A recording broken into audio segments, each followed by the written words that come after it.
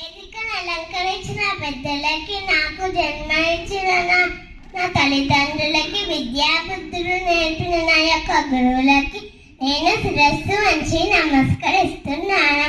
గురువు గోవిందుడు పక్క పక్కనే ఉంటే నువ్వు ముందుగా ఎవరికి నమస్కరిస్తావు అంటే నేను ముందుగా గురువే అంటాను. ఎందుకంటే గోవిందుడు ఉన్నాడని చెప్పింది గురువే కదా. ఒక డాక్టర్ ఇంకొక డాక్టర్ని తయారు చేస్తాడు, ఒక లాయర్ ఇంకొక లాయర్ని తయారు చేస్తాడు. కానీ ఒక గురువు మాత్రమే అందరినీ తయారు చేస్తాడు. డాక్టర్లని, లాయర్లని, ఇంజనీర్లని, ఐఏఎస్ అని, ఐపీఎస్ అని వీళ్ళందరినీ తయారు చేస్తారు. అందుకే అంటారు గురువుని మించిన దైవం లేదు. నేను నా టీచర్స్ అందరికీ ఎంతో రుణపడి ఉంటా. Thank you.